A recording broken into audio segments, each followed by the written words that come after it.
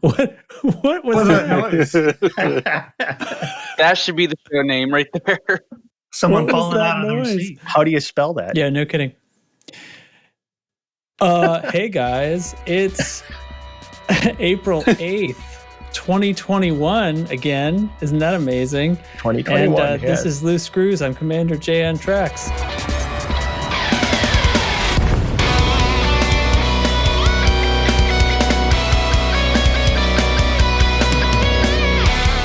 And joining me tonight for what I can only assume is going to be a lively discussion about terrible, terrible things is Commander Chig. Hi. Commander Devo Looter is here. 07. Commander Dubs. Hey, nerds. Now I regret what I said. It would do me again. Commander Great, Devo Looter. Hey, nerds. I liked what he said. I just wanted to say it too. Commander Nurgle. Oh, we're off to a roaring start. As usual. And Commander NL Hate. I hope everybody's 5-point harness is fastened and tightened. This is going to be one hell of a show. Hot. Yeah. So, in a sense, we took a week off. It didn't feel like a week off because it was so much work putting together that ridiculous program last week. But it was technically a week off from the game. So there is just ever so much to talk about. And all of it exciting and worth talking about, I think. So... Can I derail already? Do it. Yeah. What could go wrong? What was the feedback? Was anybody like, what? What did anybody fall for this childish prank that we did? In true War of the Worlds fashion, we had some that was that real? Yeah. I was asked many questions about flowers this week. And that bit of the I segment. can tell you, having done some podcasts for a number of years, there have been occasion to do an episode such as that. And most of the feedback is good. It's like, oh man, I totally forgot you had me go in there for a minute. There's the occasional, that's horrible. Why couldn't you give me a reprieve from this? This is the worst day on the internet. And then there's a handful of people who like made it all the way through the episode and still were coming to me like, so wait, what happened? Like, did something happen? Like they were like suspicious, but they weren't sure if it was fake, or like they thought maybe parts of it weren't fake. And I don't know what to do with that. So I've been DMing all of them trying to sell them bridges all week. Well, I was legitimately unavailable last week, which is why I pre-recorded my thing. It was so much better that way. Oh, well. Not that you guys have done it awesome. No, that's not what I meant. I meant with the music and everything that you put together, it was so perfect and amazing. And so much better without you By here. the way, handmade analog track. I busted out old synthesizers I hadn't touched in 5 years. It was fun. It was sweet, Nice. dude. You saved Custom the show. music. Wonderful. And for full disclosure, that ended up happening because the week before, Data had come out and said, next week is April Fool's Day. Are we going to do anything for that? And it's like, oh, shit, it is. And then I remembered the Lave Radio episode where they made up a bunch of shit about the game at one point, and that threw that suggestion out there. So I just want to give some credit to Lave Radio. I know other places have done things like that, but that's where I came up with the suggestion for the idea for the show. I'm looking forward to 1 year in the future where we just re-air that episode and take the week off. See, that's right. It's right. We banked a week off. That's what we did. Exactly. That's right. One of my favorite things, an evergreen show. One of my favorite things ever is they've said they should, start advertising, that they're making a sequel to Groundhog Day, then just re-release Groundhog Day. that would be awesome. Awesome. Yeah. To derail. What'd you say, Dubs? Do last week's episode next year. Yeah, I think that's what Devo was saying, wasn't it? I think that's literally what he said. No, not re-air the same episode. Be like, no, like we are doing the podcast as of last week. like in the past this time. So a year from now, we'll swing back and do the news from April 1st, from April 1st. Like legit, hey, the alpha's about to launch. Yeah, you know. I like how you guys think this show is still going to be recording a year from now. They're going to show with pitchforks and torches any day now and tell us to stop putting this garbage out. Oh my God. Maybe consoles will have Odyssey by then. Doubt it. Damn it.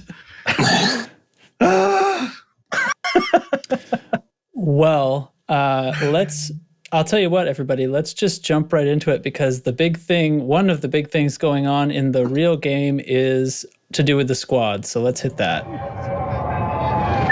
Incoming priority message. Squadron briefing.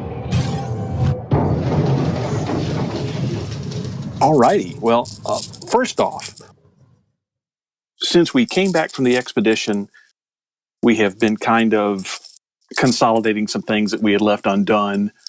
We've been trying to focus on one system at a time that we had left hanging in some state of not quite finished, and working on it. And people have really, just been killing it.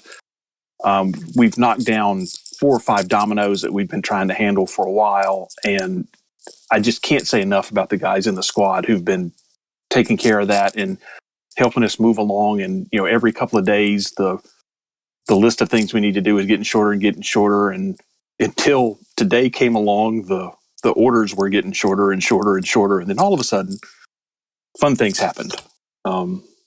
We've got actual player beef at the moment. I guess that's the best way to put it. We have I got hungry there for a second. So, player beef.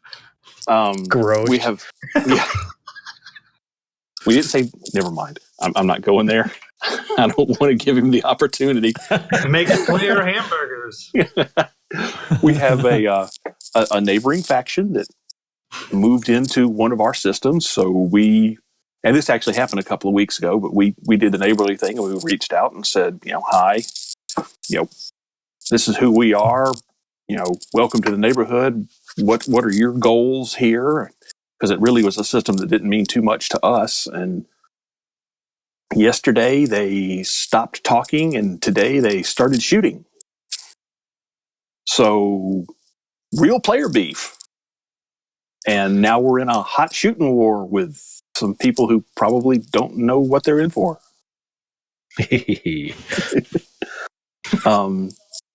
And like I said, we talked to some of our friends and said, hey, this is what's going on. And I think at last count, there were about 8 carriers in system, and there were a whole bunch more people moving. The Void Gang has gotten a refuel and is making the trip from 7,000 light years out to get back in time. And it's going to be interesting. There's a Pope Eater incoming, you're saying? There's a Pope Eater incoming. All right.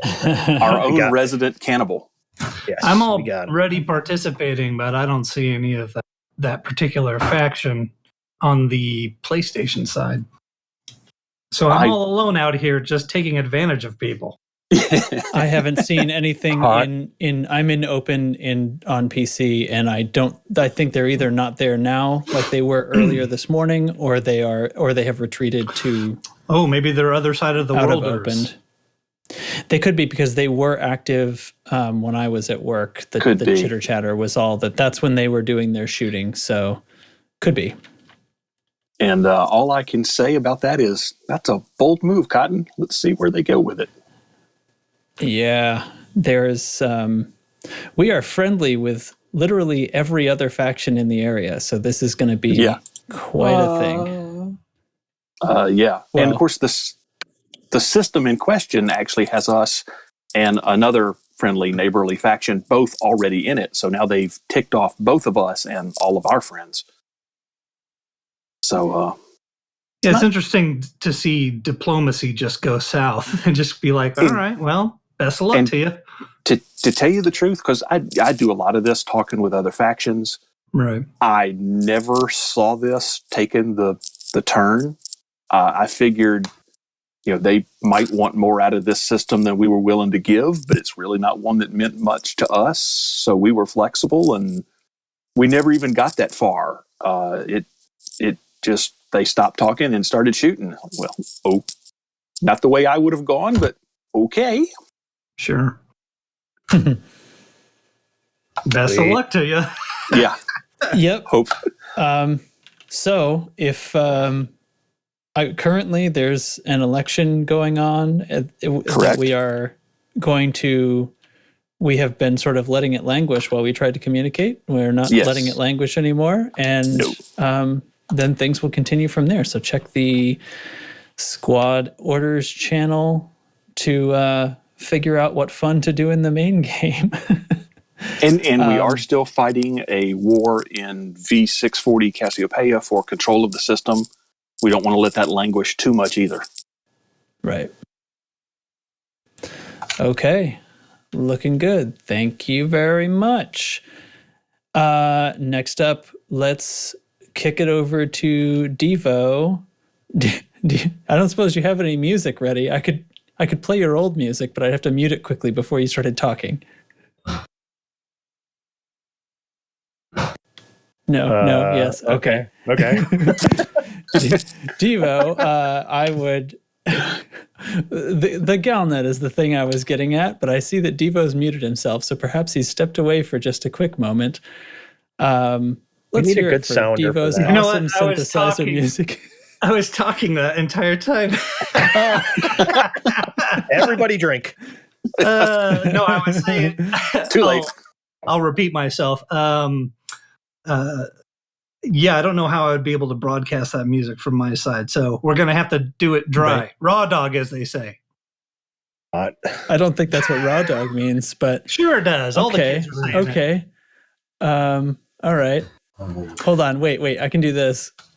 Oh, boy.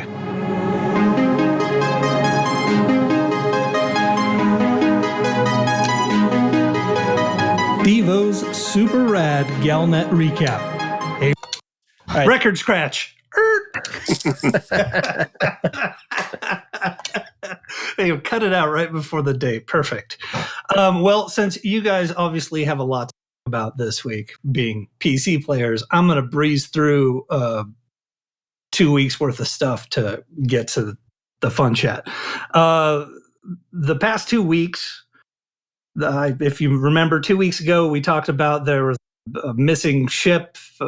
Anyway, it's been found. The crash ship of missing ACT agent has been located. The Valkyrie, piloted by Captain Neo-Marlinist, was found in the... I spelled it wrong. Or actually, I think the autocorrect. Is it the Trianguli sector? Yeah. Because I keep separate notes, and I think autocorrect was like, it's the triangle sector, stupid. Anyway. You spelled triangle wrong, you dummy. That's right. So the Trianguli sector GW-W B1-0 system, you can go there and find it. You don't really get much for going there, and you just find a crash anaconda. I went out there myself.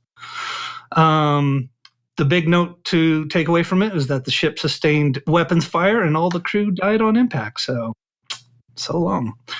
Yikes. Next story. Yeah. Next story is the Empire attacks and wins the Neo-Marlinist faction because of the ship that crashed. The very next day, they just engaged in war in Madrid.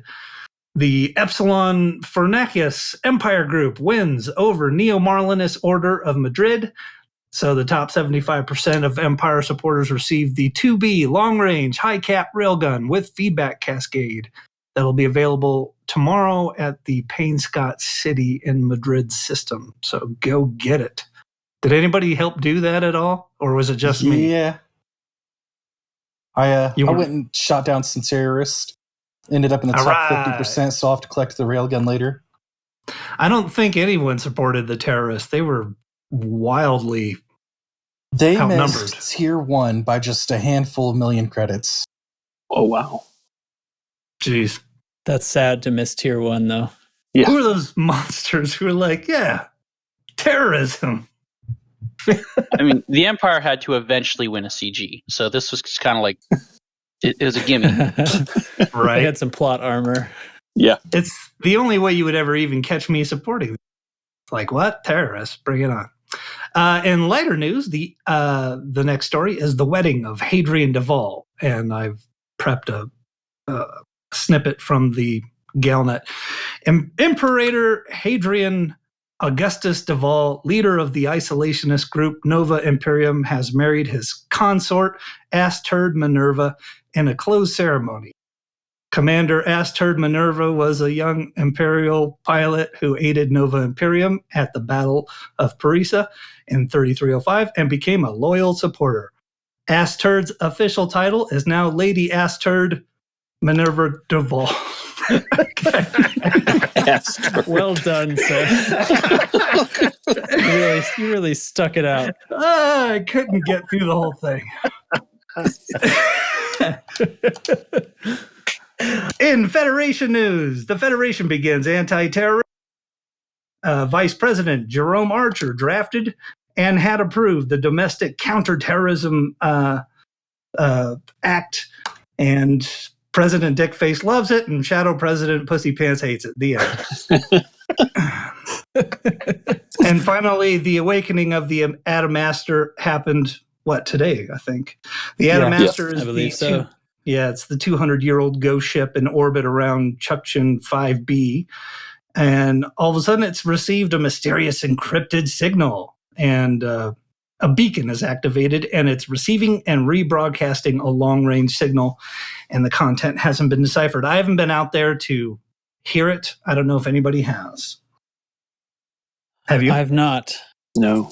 Perfect. Go find out for yourself. That's it for the news.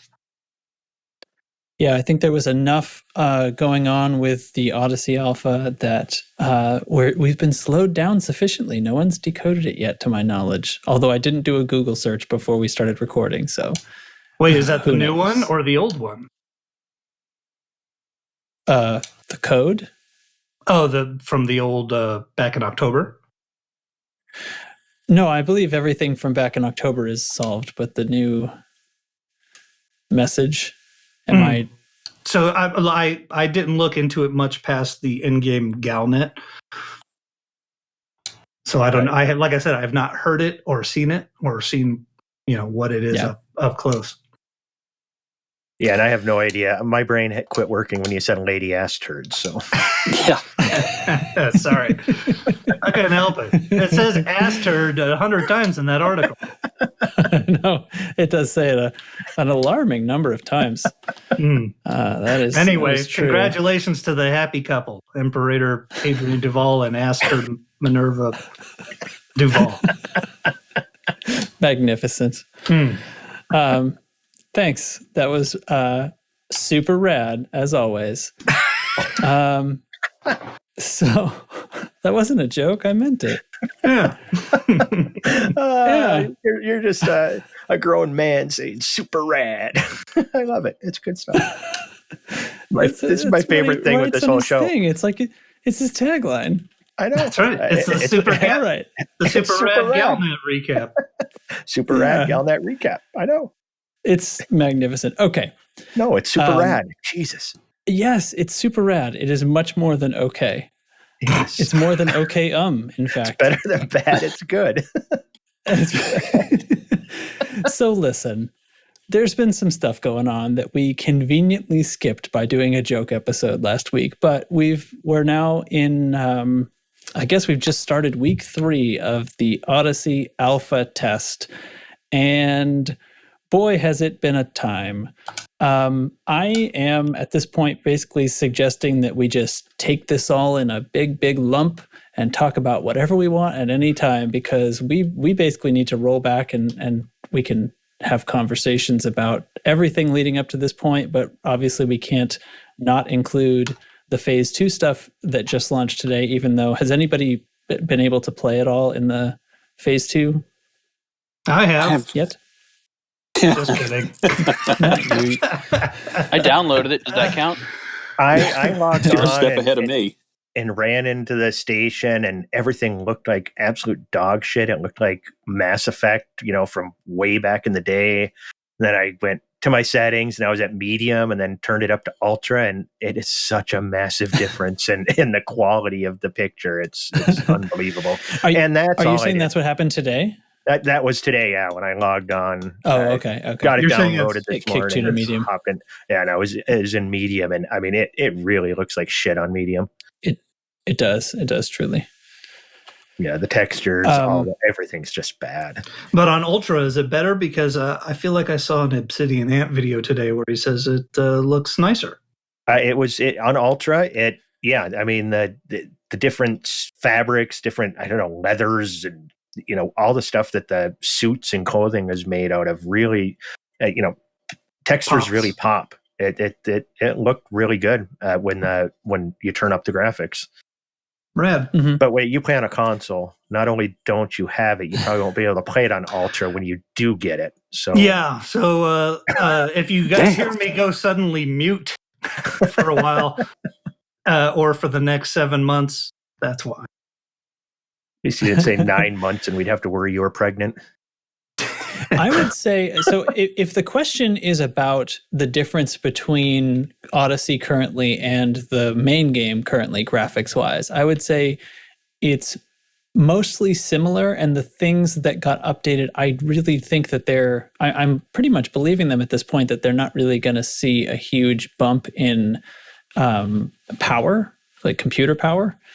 But there are a few things that have new shaders, the like light sources in general. I think for the one thing, like the general impression that I get is that it's generally higher contrast, and they've, I think, done this to emphasize now that we can be in these atmospheric locations, even if they're wispy atmospheres, because when you're not in an atmosphere, it's much more true to life as far as like hard shadows, like without any light scattering in space. It seems that way to me anyway. And having the gamma settings are all totally different. Like whenever I go into the Odyssey, I have to turn the gamma way up with their little graphic saying you should barely be able to see the one on the left. And then I switch back to main game and I have to click it all the way back down because they end up sharing a graphic settings file for some reason. So that's my impression. And then just the lens flaring and stuff like that looks different. And there's a few other little things like the shield impacts look different. And then of course the textures on planets and stuff. But other than that, and I guess the ships all got kind of a retexture too. Mm-hmm. So there's updates, but they seem to be just like new textures more than pure detail. Right? I mean, yeah, it's going to be a lot of things that after Odyssey's been out for a while, it's like, was it always that way, or is that, new? There's going to be a lot of that going on, I think. Not 100% sure, but I mean, like the shield reaction is cool, what they did with that, but I like the way that it reacted in the past too. So I don't know. To me, I'm like, yay, space stuff. Right. And then, today, so I did hop in just for a quick moment, just to get into a ship that I owned that wasn't a taxi that I could fly. And actually today is the first time we've gotten to see the hyperspace animation, which is new. So a refreshed hyperspace animation. And that's basically all I did. I did watch a few videos of streams seeing the conflict zones on foot, and that does look rather cool and fun. Obviously, there's lots of bugs. Looks a bit more fast-paced than what you guys spent sneaking into stations the past week. Yeah. Yeah, and more gamey. Did you do any of them or not? Did you get a chance to fight in one? No, I didn't. I watched some video, but I didn't fight in one myself. With the Vulture dropship they fly in there with? Is that the dropship is a Vulture. That's an interesting choice. The dropping sequence is really cool. Yeah, and just being strapped in military style, pretty cool. Yeah, it looked like almost kind of like what's that one? Edge of Tomorrow, the Tom Cruise movie, looked kind of like going in there, but instead of dropping with the mech suits, they just drop in their your battle suits. But that's what it reminded me of. Now the animation when you jump in witch space, I didn't get a chance to try it myself, and I just saw something real briefly. It looked kind of almost like Star Wars style jumping into hyperspace. Is that kind of what it looked like? I don't know like stars tearing, I don't know. In Star Wars hyperspace, you get that blue swirl thing. Yeah. It doesn't go full blue swirl, but they've added some of that, I think, is what's going on. So there's a bit of stuff added, and then everything's a little just sort of like cleaner and sparklier. It gives you the impression of kind of being smoother and higher resolution. I know there's no actual difference to the resolution, but I just think like the clouds and stuff have a smoother, kind of more fine look to them. And I feel like I could see a lot more I could see motionless stars in the background, which is a little weird. And then a bunch of streaky stuff going on in front. And I don't know. It's shouldn't different. You see motionless stars? Some. Well, I don't know. My impression was we were in a different dimension of space. Yeah, entirely. Yeah, I like to the point where your travel distance has nothing to do with the time you spend in there. Like that's not a variable anymore of the physics equation. So I kind of thought it was, we're sort of like folding space or something like that. So it shouldn't.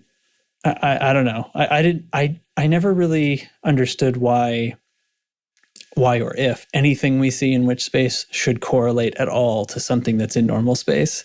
But we do have the star we land at, right, up here in the foreground, in the distance. So I don't know. Is that the canon? Graphics. The canon is we're not traveling really fast. We're wormholing it through witch space, and that's a different. Yeah. And I've always explained. I've always seen it, at least my own headcanon. When you see the star you're going to, that's why you can only jump to the main star. That's like your anchor to get out of witch space, is the way I've always seen it. Well, I think even if you were traveling at a speed that your body really couldn't handle, you probably would have to point at the star. Yeah, I mean that's the thing, though. You're not moving through space at that speed. You're not in space. But although, if you go to a system with more stars, you should be able to jump to any one. You would hope. Seems that way. You'd think. And that's been a lot of discussion people have been having, especially with the Apex Taxi, those travel times being ridiculous, is being able to jump, if once you're in a system, jumping to a secondary star rather than having to super cruise your way out there. And I really have no opinion either way on it. I don't know what people thought was going to happen. Has that not been this game the entire time, that if you get from point A to point B, you're going to have to do it time?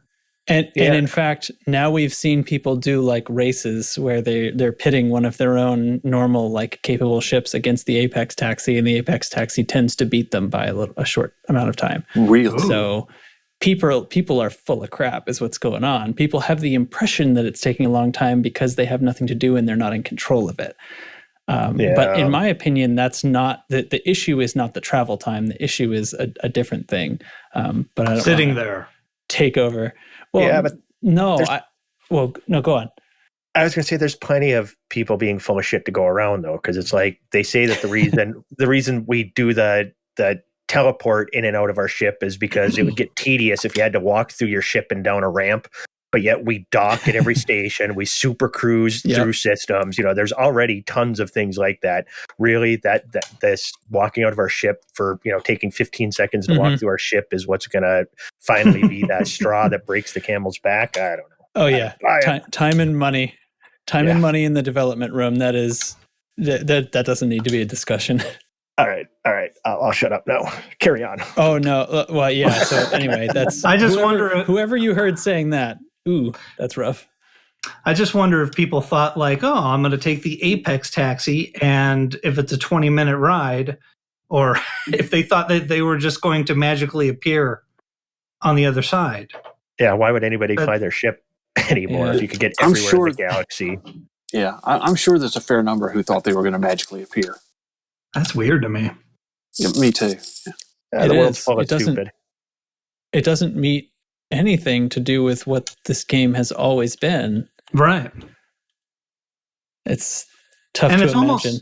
It's in a strange way, in some sort of a sadistic kind of way, it's almost part of the appeal. Like, I like the fact that it's inconvenient to go from here to Sagittarius A, and it's going to take me, a week or whatever it is, because you have to put in the time to do it. Sense of accomplishment.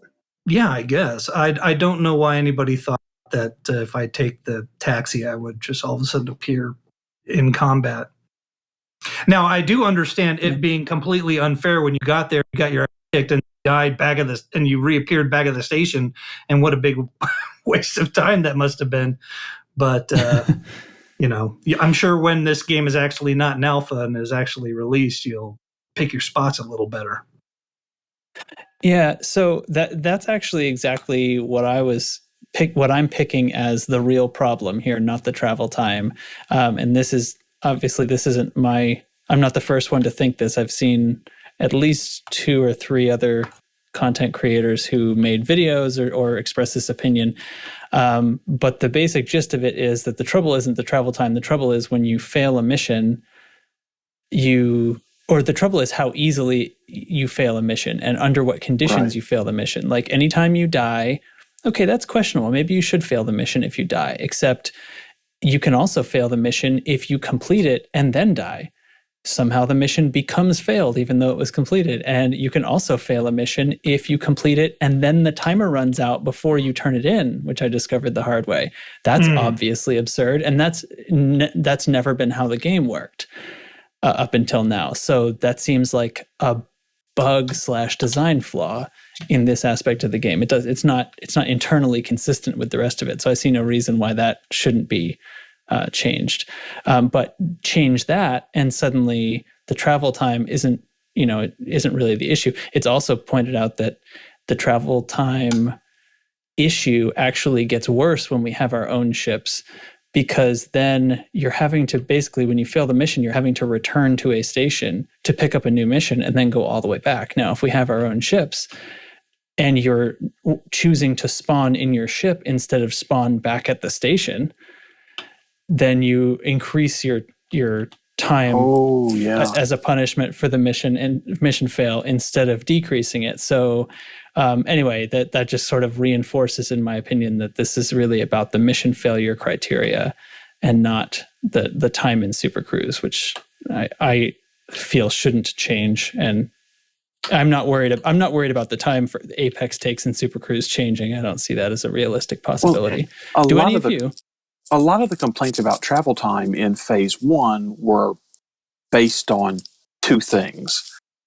One, you're in a system with 150,000 light seconds between stars, which is not a choice a lot of people would choose to make. And 2, you're accepting missions that don't tell you how far away they are. Yeah, and that's fixed actually. Yeah, now. which they say they've now fixed. fixed. Fixed list. So now that we have. Yeah.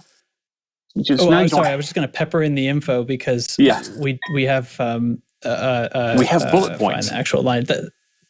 We have bullet points, yeah. So added extra mission information such as travel distance and prerequisites to further improve the player experience, and mission objectives were not clear. There was a few things that were bugged and a few things that were designed wrong, and both of which should be improved or fixed now. So now, in theory, no one who is paying attention is going to sit there and go, oh, look, that mission's 165,000 light seconds away. Let's go do it, without knowing what they're getting into. Is there a bump in pay for distance? Shouldn't there be? There should be, but there wasn't in the first phase. Possibly. There didn't seem to be in the first phase, and it was hard to tell because you couldn't tell where they were until you backed out of the menu, go check in the system map. Right. I'm somebody who happily would fly to Hutton Orbital, so I wouldn't be against taking a boring ass plane ride to some faraway place to shoot somebody in the face and duck out. Truth. Well, maybe, you still can. And, another one of these bullet points is they fixed something that was causing threat leveled on missions to display incorrectly. Yeah. I wish they had said some more about that, because in Phase 1, there were a couple of missions I took that were either Threat 0 or Threat 1 that were simple go and fetch missions that were not that in reality. Right. I ran into at least twice a settlement where the mission said it was Threat 0 and that it was empty.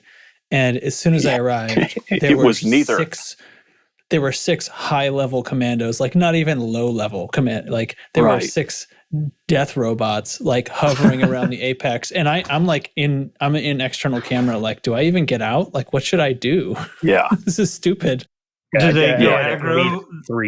At least three times where I got out of the taxi and was dead within 10 seconds on foot, zero maintenance. It was crazy.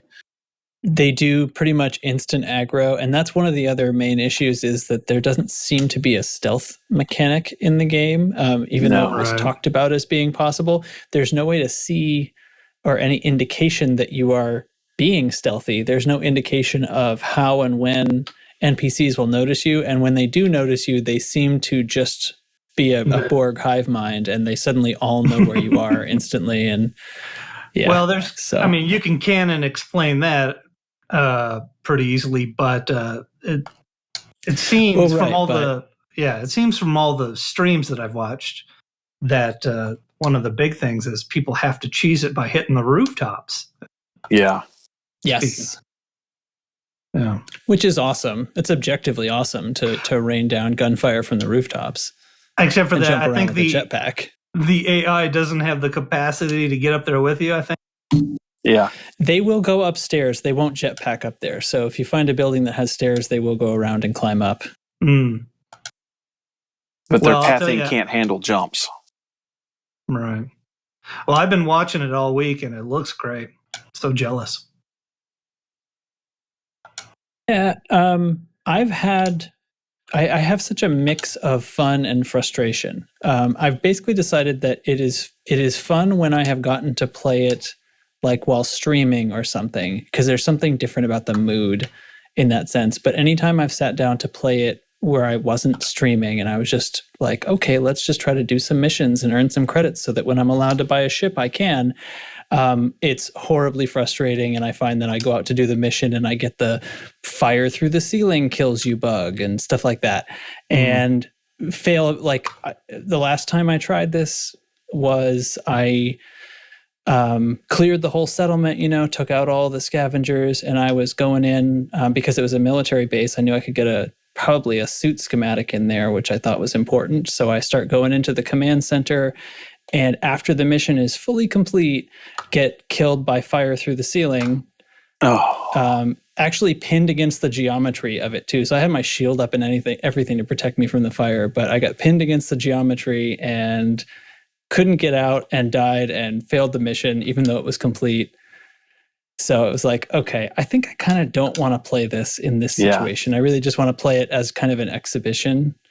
And then it's not that frustrating to me because I somehow care less for some reason. Yeah, I failed missions in every way imaginable. I mean, I ran, where I get the code to, container number 1 and all of the other containers in there are closed and locked, but container 1 is already open and nothing's in it. And it's like, I had what that the happen hell? a lot. It's like, seriously, I just rode in a taxi for half an hour and I can't complete this mission. I even tried flying to another settlement on the planet and back, hoping it would reset. And was that because of another player came in 15 minutes before you? That's the only thing I can assume, but there's no way to confirm. He didn't even cover his tracks and close it. Yeah, it didn't even cover. Yeah, can you sloppy burglar? I don't think so. No, yeah, you can't do anything. I don't know. It's so many things. I mean, you need to adjust your burglar settings. I don't know, sneaking, thinking you're being super sneaky, then this NPC sees you from across the whole thing. It's like, I don't know, it's Always Sunny in Philadelphia and Charlie looking across the restaurant at me. He's like, "Is that you?" And then, comes and kills me. It's just, I don't know. I had issues on top of issues, and that's why I kind of quit playing it. I'm like, I don't feel like being the guinea pig for this right now. I'll so what read were about some the of problems. The sneaking mechanics that were kind of missing that could be functionally added? All of them. Any indication of whether you are sneaking or not, or whether you're detected or not, whether you are about to become detected, whether NPCs have anything other than instant recognition of you? Like, is there any kind of are they becoming suspicious? Are they starting to search the area? Yeah, these are all standard things, right? They could have done every just game that. that has sneaking. Do you hear their voice? Like, huh? What was that? Or No, you don't. They just turn around when you're too far away. I mean, a simple fix would just be a color code on the radar of some kind. Like it turns yellow, that person is suspicious somebody might be around but hasn't detected you yet, or something, something along those lines to give you some that would work. There is. Here's the crappy part. There is, because they're white if they don't know you're there, and they're yellow if they're aware of you, and they're red if they're hostile. But there's no interaction. There's no way to tell when that starts to happen. And you also see them go red all the way across the map when one of the other ones sees you. And I mean, maybe they're radioing to each other, but it happens instantly. So it's not, if that's what's supposed to be happening, it's still not coded right. Wow. It'd be great if they had the guy who gave you the mission be like, all right, I'll give you a chunk of money to go there and steal this thing. And here, I got one of their security suits that you can sneak in. Well, but I mean, supposedly, you get security clearance on some missions, so you shouldn't be instantly seen as hostile, and you get, but that mechanic most of the time wasn't working for me either. I was having all kinds of issues. When they gave me credentials, it seemed to be when I was powering on a station. And then the trouble is, I'm actually the only one there with credentials. And what I usually find is the other people there are scavengers.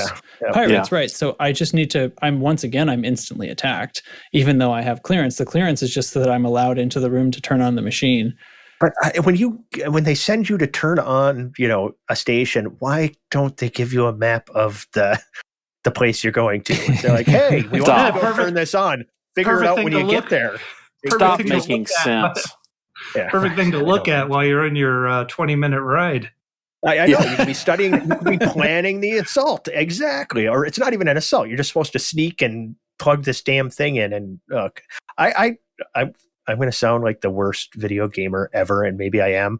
I did not succeed on a single mission. Not one. I tried, I think, 14. Oh, I've definitely. 14 missions I tried. Failed every single one. Now, I will say it was every way possible.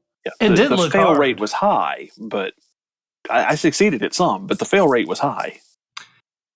You guys forgot to turn down the AI in the settings like Arthur. Yeah. And the one mission that I actually would have succeeded on, when I called the Apex taxi back, I decided to see if I could ride it into space. and so I failed one totally on my own fault, and I jumped on top of it, and the second it left the ground, I died. So I couldn't even ride it for a second. Yeah. That was a completed mission. You did everything you were paid to, and so you should be paid for that mission. Yep. That's a game failure right there. Even though you killed yourself. I didn't mean to kill myself. I meant to go for a ride. Yeah. And either way. They have really, the biggest fix they could implement at this point would be doing something to put honest stealth in the game. Yeah, for the solo players at least. Well, I mean, it could be fun to take one of those missions where you got to sneak in and you got to figure out the rotation of the guards and how to get past them. Right. The Mission Impossible type of thing. But you have zero ability to gauge whether or not you're being stealthy. So it's a complete crapshoot, and that really takes all the fun out of it. And honestly, an intelligence package for those missions. So maybe you have some guard rotations and a map and some stuff, so you can plan the mission ahead of time instead of just landing on the pad and be like, all right, I'm going in here, sneaky, and guard Bob is blind in his left eye, Guard Steve can be bribed with Guard Steve can be bribed with a candy bar. Something. Yeah, give us some stuff, man. Come on, man. Doesn't seem feasible, but it would be nice. Well, just an indicator and stuff like that. That's the sort of stuff that's necessary if there are going to be missions, if there's going to be anything to do with being seen or not seen, which is in missions. There are missions where one of the sub-criteria is, and you can't be seen. Yeah. If you're detected, you fail the mission. Well, that right there, obviously you need to have a mechanic for that then, because you put the mission in, but you did. So if the mechanic is there, it's not being shown to us on the HUD. There's no indication of when or how it's happening. I think I agree. Like that's a tough thing. I really want the mission failure thing to be fixed. I kind of think those are equal problems that are the two main issues that prevent the game from being fun on its own as a game. It does, and I'm trying to. That's how I'm trying to approach this, because obviously it's riddled with bugs and there is unoptimized code and stuff like that. I'm not trying to talk about that because like that's what we're supposed to be testing. What I'm not supposed to be testing is, like to go do this stealth mission, you just forgot to put stealth in the game and just told me to do a mission like that. Like that's not what I'm supposed to be testing. Right. That's like telling me to go assassinate everybody and don't give me a gun. Yeah. Well, and I'm trying to remember, does the HUD, when you're viewing an NPC, does it give you range to the target? No, actually. I don't think so, now that you mention it. It tells you their rank and their name and stuff like that. See, and that could even be a viable mechanic. If you know detection range is 25 meters, well, if you've got a heads-up display that shows it, then at least you've got some information to work on. Yeah. Or if combat range of the target affects its... affects its detection range. Yeah, higher level NPCs have a higher detection range, or maybe there's a, whatever rank they are, whether they be a grunt versus a scout, anything that would give you that level of information, you could at least have something to work with. Now, Dubs, you've been pretty quiet. How was your luck with it when you were actually playing it? My first 2 days were on par with yours, just nothing of my own fault. I literally couldn't complete a mission due to bugs. I would get to where I was supposed to go, and it'd be like the power regulator never happened, never populated. Or I'd get there and I'd have to cut one of the mag locks to open a thing. I'd cut the mag lock and it just wouldn't open. Or the freaking when it comes to putting out the fires, I'd start evacuating all the atmospheres, and I'd have there's 4 buildings, 52 fires. Evacuate all 4 buildings, and only 51 fires have been extinguished. And I'm just like, what? Yes, I had that. Where's the last fire? But it was in your heart the whole time.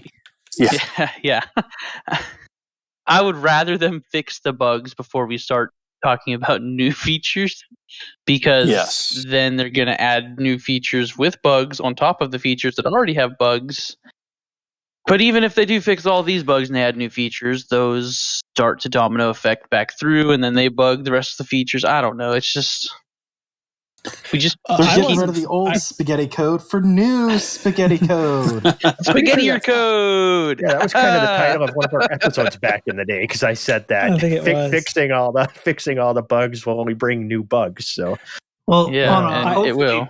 On a hopefully positive note, how are the stations at?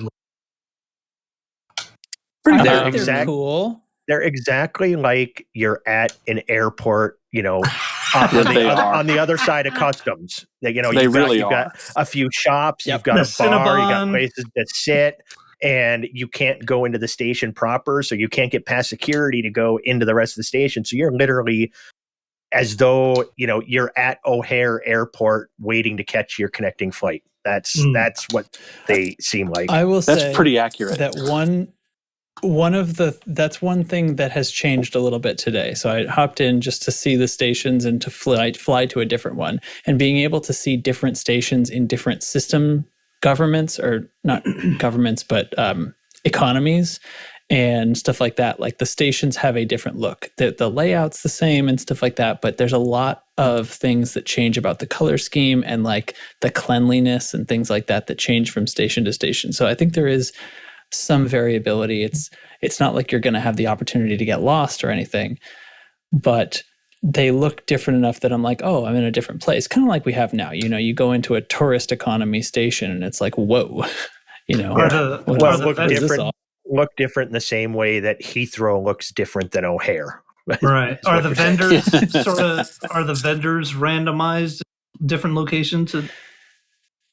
No, the layouts are the same. Once you get used to what a Coriolis looks like and what a Orbis Outpost station looks like. Outpost is the most different, and actually that one looks much more industrial, and there's like a lot of kind of like exposed venting and stuff like that, and the layout's considerably more different than the others. The issue with the outposts is that they have no graphics to indicate that there's no spin force. There's no simulated gravity. Right. Now, we are told that they were going to be using mag boots, and when you get out on your ship, the audio plays that your magnetic connections have engaged, but there are still people standing in the bar with uncovered drinks that they just set down on a table, and so it's like nobody told the art team. It's actually really embarrassing. You realize that if there was 0G and you had mag boots on, it would take more energy to sit than just to stand, and you have people sitting on chairs. It blows my mind. You have to hold yourself down. Yeah, you have to physically hold yourself down. You got magnetic pants. And magnetic plate. Yeah, it only really require a butt plug, really. But I digress. Get held down by that. Okay, that's interesting. All right, now we're having fun. I see. Oh my god! Yeah, so that needs a pass from the art team, and that's embarrassing. There's actually a thread and a petition that I think Souverine started. Souverine from Wave Radio. Yep. Yes. Fully support that.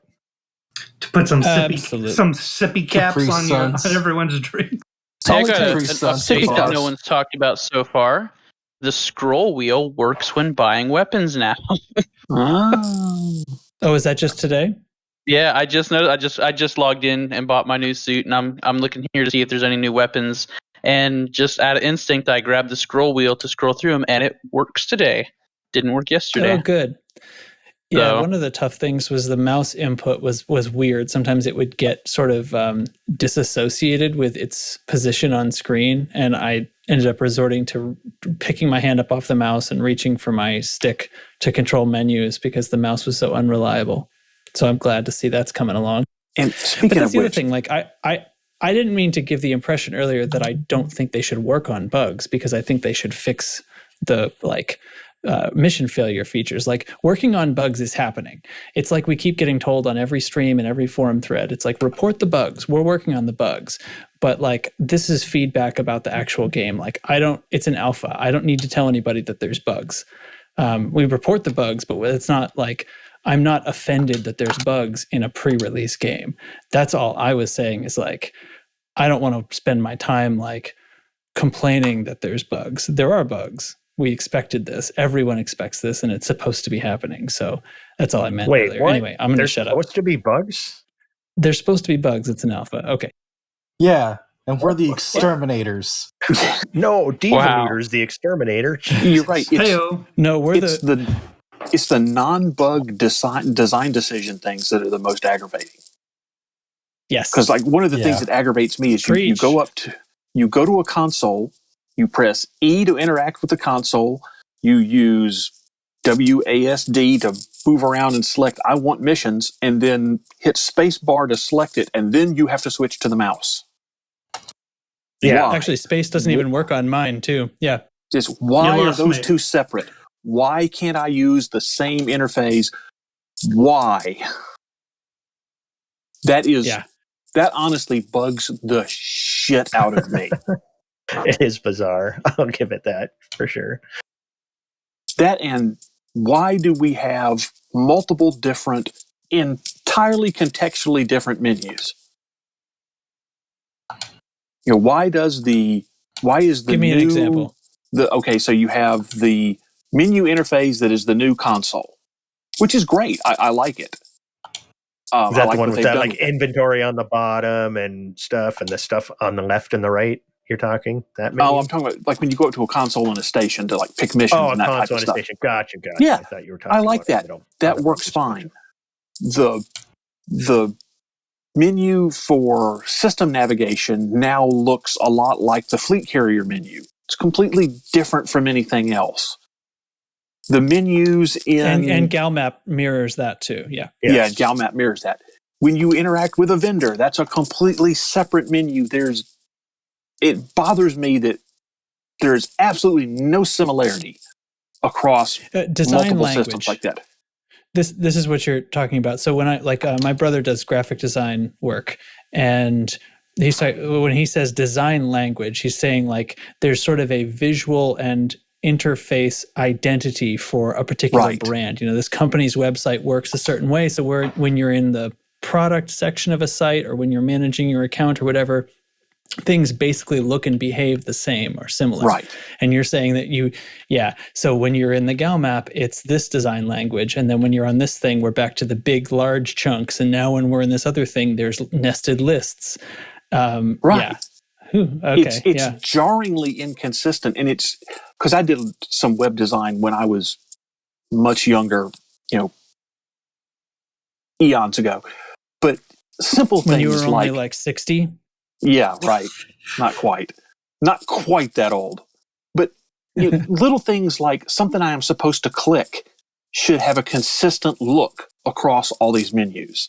Something that is not clickable should have a consistent look across all these menus. How you, like I said earlier, how you interact with the menus can be consistent, just so there's not this jarring disconnect going from one subsystem to the other that makes it look like it's a completely separate game. And of course, all the ship menus are probably going to look completely different too. Well, this started with the fleet carriers being introduced, like you said. And so I felt it's interesting because when I started the Odyssey Alpha, I thought I was seeing some of the fleet carrier stuff start to bleed in here. And I'm thinking, okay, yes, so maybe we're going to have some recohesion happening. But just the opposite. You're saying you're feeling kind of the opposite, because I think in some cases they are kind of moving in that direction, but there are still these like holdouts where it doesn't look or feel the same. The screens you walk up to are all the same, and System Map and Galnet, or not Galnet, System Map and GalMap have become the same, but those are both new. The ship menus are still basically the way they always have been, instead of being updated to look like the new thing. No, that's good. And whenever I'm interacting with a person or a vendor, that's different. Like the dialogues are blue for some reason. Right. And even as simple as there's not color consistency, which is probably a weird thing to focus on. But again, there's that jarring disconnect from menu to menu. I've gotten the vibe that it was a conscious decision that they made. Oh, clearly. To make them so wildly different. But I think it was, but the impression that it leaves on me, the player, is two completely different teams designed this and they didn't talk to each other. Well, that might be true. Maybe they were just hoping to give some sort of subliminal variety by just making these basic menus look different, but you prefer something a bit more universal. I understand it. That's the same vibe. That's the same vibe I get with that E to interact with the console versus using a mouse to select missions. You get the feeling that two completely different teams worked on this and they weren't talking. It further complicates the bindings, the control bindings, that's for sure. Yes. Because you have to have 8 different ways of pushing OK on a menu. I can't just say my mouse button and my trigger and the space bar are always going to be my interact with a menu key. Right. But you have to set that in 7 different places, because you have a different one for when you're in the Gal map, and you have a different one for when you're in the regular menu, and you have a different one for on foot than on ship, and you have a different one for this other position. I can't even get the spacebar to work in menus, even though that's supposed to be a default thing. That doesn't function for me, and I can't figure out why. It's too complicated. Yeah, I'm right there with you. I'm dreading. I was going to add, I think the consistency that you want and the inconsistency that they perhaps intended would have been better spent on different system states or system economies. Like the difference between when I go into an agricultural system station or when I go into a tourist station and everything looks super different, maybe those should have had different menus, but internally consistent within them. That would have been design language, right? It would have been branding for we're an agricultural system. But instead it's am I looking at the screen, or am I looking at the system map, or am I talking to Apex Interstellar? Yeah. Exactly. That would work. Because I am absolutely dreading when this goes live and I have to set my key bindings. Wow, it's that bad, huh? Oh, yeah. I just had a Neuralink installed, so I just think as I'm looking at the screen and everything happens perfectly fine. From Virpal. It's perfect. It's installed through a butt plug. that he got in Vegas. Yeah, a small price to pay. Is it small? Zimbro. What? What? Is it small? A part of is butter the plug? Is why I haven't been playing the alpha. Oh yeah, yeah. It's like, tell me about that. There's no context. Not with a gamepad. I can't imagine with a HOTAS since I don't play with one. And like, even though I'm on the PC, the mouse and keyboard is still alien to me. Yes. Well, I'm still seriously considering buying a USB gamepad just for the on-foot version. I would recommend it, but like, you have to be in combat to map half the keys. You can't do it in a station. About the USB gamepad, you get toasted on a gamepad for combat. the bindings. So if you unplug that gamepad before you start it, if during startup, if the game it goes through the key bindings, if it notices there's a controller referenced in the bindings file that doesn't physically exist, it will literally just throw the whole file away. It's not going to delete it, but it will just reset you to a new file and say, all right, we're just not going to load any of your key bindings. That's all I get. Load you into a new custom. That's all I get. A new custom. So if you have that issue, check your key bindings, make sure there's not some random controller in there that doesn't exist. Check the error log first to find out what it is. Oh God. Okay, so I can solve that one for you. Somebody had this issue in Discord the other day, because it comes up when you start dealing with key bindings. But so the way to fix it is you actually need to go to your files and stop using the one that the game generates for you called custom, because do that's one with the your one own name. it's going to mess with. So you find that file, rename it to, whatever. Jantrax's best friend's awesome control scheme. And then actually open the file, and there's a line at the top of it that has the name in the inside the file. That's the one that the game reads. So that's what it will read in the menu. So once you change those, then when the game creates a custom .binds, it won't overwrite yours.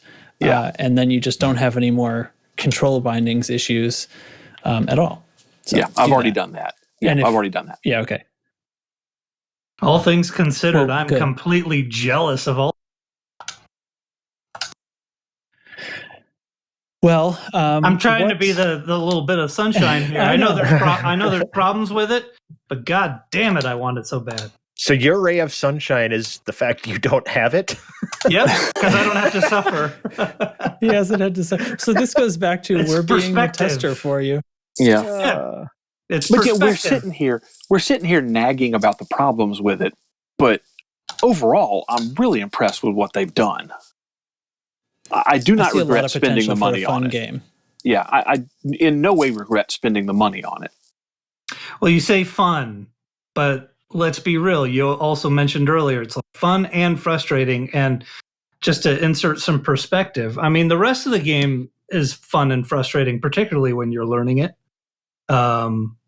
When you do that early mining mission and some jerk off blows you up with a full cargo load, Now the bugs, obviously, unfair being shot through the ceiling or whatever, but part of the nature of this game, though, is dealing with technical difficulties and everything anyway. We all play with so many external apps and, EDMC. I mean, to use my HOTAS, I'm running, 2 additional apps outside of the game just so I can use all the buttons on my HOTAS. It's, I don't know.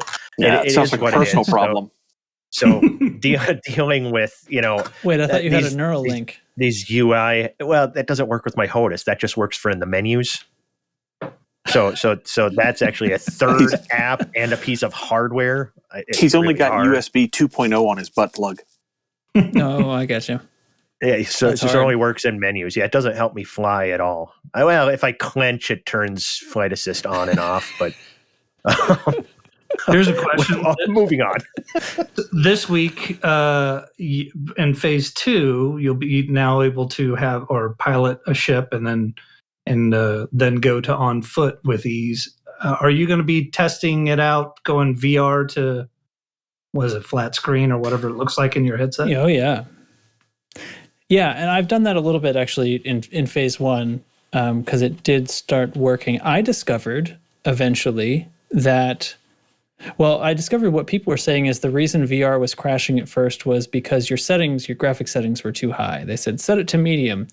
And I set it to medium, and it does actually load into Oculus SDK in that setting. So then I went through and figured out it's actually the shadow settings. Everything can be maxed to ultra except shadows. Shadows can only be high, at least on my system. If it's on ultra, it will crash. It has nothing to do with performance or anything like that. So once you set shadows to high instead of ultra, you can load into VR. I found it to be unpleasant, but there's also almost nothing that actually renders in VR in phase 1. So now that I can fly ships around, I can actually fly the Cobra they give me or any ship I buy around, and I will test that out and see how fun it is. And how cool everything looks. Although the textures on planets are still a little pre-release. I can see the potential for how they're going to look cool. But ultimately, right now, they bug out and look kind of weird as you approach a planet. But anyway, so I did turn it on. The flat screen that's in front of you on foot is a little uncomfortable because for me the mouse was really jittery. I guess because the screen appears so large in my face that like the mouse movements were not smooth seeming. And I actually had the impression just on a flat screen as well that it could do with some mouse smoothing. Like I don't know if this is to do with the way they've implemented mouse sensitivity settings compared to other FPS games, but it just isn't, it's jittery, like it's too precise. And so I know some games have had like a mouse smoothing setting, so something like that would be really helpful. And I think those tend to add some latency to the mouse movement. So Twitch, like not streaming Twitch, but I mean like if you're playing competitive FPS games, people don't like latency. They feel like they can feel 1 or 2 milliseconds of latency. So obviously, like whatever, it is what it is. But I would much prefer a mouse smoothing, and that would make it much more tolerable to be moving around that way in VR. It's still pretty weird to move the view with a mouse. It's not like, I don't mean disorienting weird, because obviously I can still turn my head around to look at different parts of the screen, and it's so large in front of you that it's fine that way. It's kind of cool, but it remains to be seen whether I'm really going to be leaving the headset on when I go do a combat zone on foot at this point. And I'm starting to see it as I'm seeing it as kind of a big hurdle to implement motion controller like control, which is what's really required for making it actual VR. I really, really want it because FPS in VR is awesome. Don't let anybody tell you different. I agree. I think awesome, people have like stomach issues for movement or something, right? If that's their issue, then they can't play it in VR. Like that's them. But it can be played and it doesn't hurt people. If you can handle VR, you can handle this. It's actually, I find it, especially if you don't use controller turning, like if you turn your head instead of turning with a stick, right? Then all the sort of motion sickness issues disappear. Because for me at least, so like when I'm even if you're moderately used to VR, I think you can move a character around in VR just fine, as long as the turning is not done on a stick. And then they have things like snap turn, which alleviates it for people as well. So all of this is, anyway, whatever. We don't need to talk about VR the whole time. The point is, it's perfectly capable to be done. It's been done great on many FPS VR games, and it's great. If we can implement that kind of control in here, it will be great here too. But tracks, they were designed from the ground up for VR. Isn't that what people say? Yeah, the seated experience, sure. Yeah, and I don't fully believe it. It's one of the best VR games to this day, and it's so old. Like, fully believe it. But this part right here sure wasn't. And since we mentioned combat zones, I don't know if we touched on this earlier. Has anybody had a chance to run one on foot yet? Have not. I'm still outfitting my ship, so no. All right, so that's a no across the board. So I guess we're not going to talk about that. Well, I've seen enough of people playing them on streams today to. I feel like I can speak to it a little bit. I think it looks awesome. And actually, this was actually one of the bigger points that I wanted to get to is I feel like there's a big conflict going on right now between the people who want this game to be a sim with a capital S and reality. Because if you want this game to be a sim with a capital S and like you're upset about things like respawning in a conflict zone and stuff like that, I think we need to meet in the middle here. Well, do you mean what I was whining about in the outposts? Yes. No, that's a graphics fix. That's like an embarrassing graphics mistake. No, I mean, so in the conflict zones, when you die, you respawn and get dropped off. Now, there's been a big conversation about a few things to do with Odyssey, and that is like, how does the respawn mechanic work? We were on and on and on and on about that before this came out. And then there was also like, can the Apex ships be shot down by players once we're allowed to fly our own ships? Things like that. We need to accept that this is a game on a certain level. I don't see any way that the Apex ships can be visible to players, or unless they're invincible from being interdicted. And I think it would suck if we could see them and not interdict them. So I think they have to be invisible. Or because maybe they can't have make a fun game that way. Double prismatic plus shields on. Well, we've already seen that they don't, because they can be shot down when you're trying to leave a settlement. I was just thinking the drop ships look like Edge of Tomorrow. Now, when you die, you get respawned and dropped again. It's like Edge of Tomorrow again. Maybe that's what it is called the conflict zones. But you have to have things like that to make it a game that's fun. Oh, exactly. It has to be a travel game. Beyond the speed of light, completely ignoring relativity and the fact that, that science really isn't supposed to exist. So, we already forgive certain things. We can carry around how many engineering mats, and we get to keep those, but we can't keep data. There's things that you have to do for playability to make it a game. Exactly. Because in the end, we're playing this to enjoy it, not for a one-to-one real-life simulation of the harshness of outer space. Truth. Yeah. Though you'll have some people disagree. Oh, clearly, yes. But they're wrong. Right. So I could go. If you don't like it, then fuck you. Hey-o. I can go either way. But I would prefer that the developer pick a direction, I suppose. Well, I think they're trying to pick a middle ground. Right. Yeah, I think FDev has been really good about where to make those sim compromises in the past. And the community is being exceptionally noisy and rude about it, or a certain segment of them are being like, well, no, like, come on, like, what's the respawn? That doesn't make any sense. It has to be a game. Yeah, I think our current respawn doesn't make any sense. There are reasonable things that they could adjust, like the sippy cups. But some things you got to give up a little bit. Yeah. Yeah. You have to suspend your disbelief a little bit for the enjoyment of the game. Yeah. It's not exactly Star Wars, for God's sakes. Not exactly. There's midichlorians, is there? Somewhere? No? There's not even midichlorians in Star Wars. Hate to break it to you. What? Did that get retconned back out? Yeah, I just decided right now. It's not in there anymore. You're now in charge of it? I second this motion. All right, just get rid of episode 8 entirely, and 9, maybe. I'll let you keep 7, but get perfectly rid of those acceptable form of bio-waste. Bio-waste, yes. What's not talked about yet? What's on the list that you guys do? Let's run down the fixes. The fixes are there's a new starting system and ship ownership is available, should alleviate the long travel time. So that I'm actually a little annoyed that they said that, because I think that's placating. I shouldn't say that. I'm not annoyed that they said it this way. I think it is trying to placate the noisy people complaining about travel times. I just don't think that's the source of the travel times issue. No, the starter system in phase 1 was just a bad choice. They just wanted a lot of bodies, but you couldn't find one where the stars were closer together. Come on. Exactly. With all these stars, they probably could have found one we'd never even heard of with enough stars. They could have picked one way out in the hinter regions and just made it for the alpha. Yeah, right. Like, who cares, right?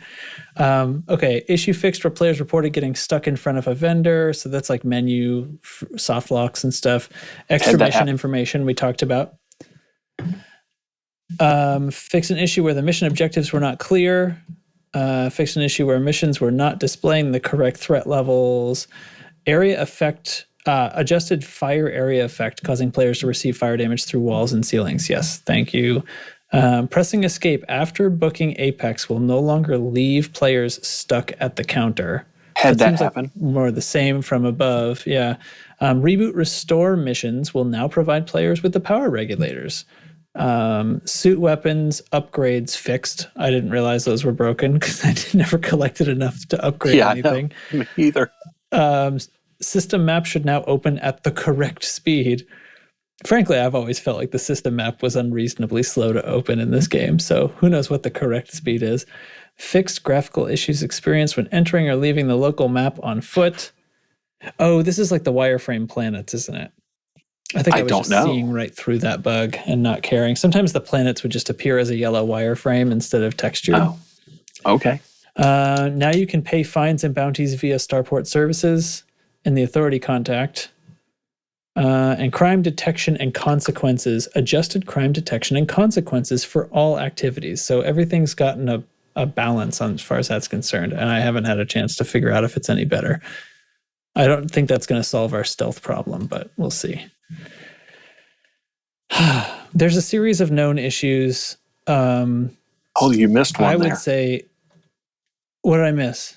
Investigating the Arge Sidewinder issues in multi-crew in and out of Super Crews, which is interesting because somewhere in the middle of the show, when I was still playing, I had an Orange Sidewinder coming out of Super Crews in Horizons.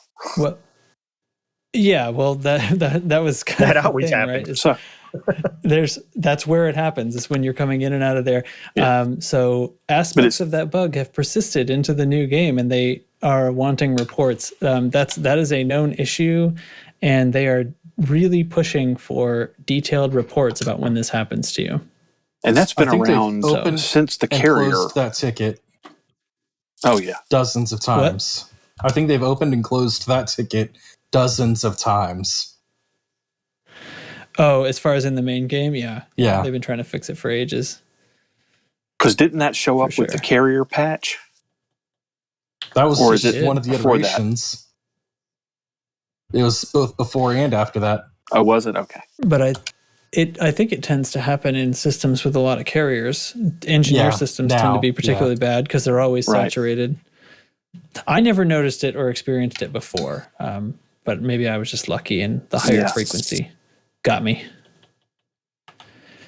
Okay, I'm gonna leave that there. I don't want to just read a bunch more bullets. There is a link in the show notes to the forum post where all this info is, all the bulleted lists. There's also a link to the feedback thread and the issue tracker thread and the Phase 2 launch video, which shows off the very, very cool drop ship sequence when you get dropped onto a conflict zone by Frontline Solutions. And it's very fun. It's one of the cool animations that they've made for the game. So it was indeed pretty cool. Cool. That's correct. What do you guys want to talk about that we haven't hit already? What's expected next with Phase 3? Well, being a good podcast host, obviously I already have that graphic that they tweeted up several weeks ago locked and loaded and ready to read that off to you. And I'm not having to vamp at all. So next week so from memory, next week is exploration. So we will be getting the Artemis I don't think you should assume next week, but go ahead. Oh, sorry. Yeah. Next phase. Presuming like 2-week phases-ish. Next phase will be exploration. So the Artemis suit, which actually launched briefly this morning, along with the plasma weapons, and then they pulled it back out. What is the Artemis suit?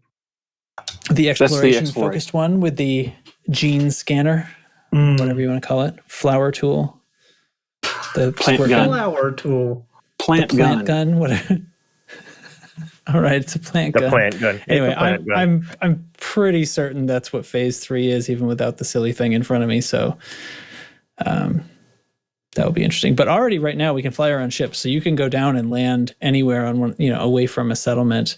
The one time I did a crime settlement raid one time where I was exterminating legally their people from a settlement and got all bountied up. So I couldn't have Apex land at the settlement to pick me up.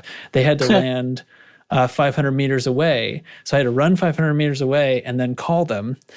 And then they couldn't find a spot that was closer than 200 meters to me that was flat enough. So I had to run some more, which is a little nerve-wracking because I was starting to run out of battery and they were going to take off again if I didn't get there within 2 minutes after they landed. And I would not have had enough air left to call a second one, and who knows where they'd be able to land, kind of thing. And I was in the dark. The enhanced contrast that I mentioned earlier is extremely damn dark on the dark side of one of these worlds. And I just have my flashlight. The terrain looks really cool. It was very, very exploration-y. Truly, truly alone in the black without even a spaceship around you. It was pretty neat, actually. How long before some guy with a nice ship tricks a bunch of people to become slaves, and he has an entire ship crew, takes them out in the middle of nowhere? I don't know. I think it happened probably about 9:30 this morning because thing went live at 9 a.m. So, 20 minutes after launch, yeah. I would think. It's probably pretty quick. Then you got to sit next to the guy in his multi-crew. Hate piece of crap. Yes. Well, yes. Volt or Volt with ran somebody over with Bonzo Man, ran over Bonzo Man with an SRV. Screenshots in the channel. Ooh, instant death or did he bounce? Didn't ask. He was lying mangled with his limbs all in the wrong directions on the ground, so that was fun. Sweet. Yeah. I like death. Teflon's gonna like the sound of that. Where's this? Under screenshots? I gotta find Odyssey screenshots.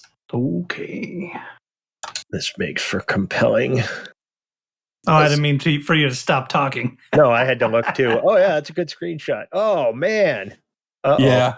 He I don't know, he looks like he ended up in almost swastika pose. He did. That's not cool. Jeez. That's a really inappropriate ragdoll. Censor that. Yeah. Oh man. You need to blur that. So how does one get to, yeah, of course I'd go there. God damn it, Jerry. How do we get to our ships? Where's my Cobra at? So when you spawn in a station and there's some turbo lifts behind you that you're not allowed to enter, it's in there. Oh, I ran directly away from those. I didn't bother to look behind me. Well, I went and bought the new ship, and you can change your current ship before you go down to the landing pad. But I'm sure once you're in your ship, you'll have the conventional menu. No accessible ship docked. So you got to go buy the ship first? Well, the ship probably didn't appear at the station that you're currently at. The Cobra should be, though. Son of a bitch! If you go and change your Cobra was not at the station I was at. Oh, it wasn't? Oh. No. Oh, my God. It was, for me, the Cobra was at the new starting system, which is the one, the new starting system, Nervy, that everyone, that was added with phase 2. So I think if you were to suddenly join the thing now, you would probably start there. That's where they put my Cobra. And when I flew there, that is where they also put the Sidewinder, even though the Sidewinder was technically owned by me in phase 1. I just wasn't allowed to use it. So I have to book a flight to Nervy to get to my ship to fly. Or go buy another ship. Or just buy one where you are, yeah. Oh, I have a question. How are the payouts on some of those on-foot missions? I think they're healthy.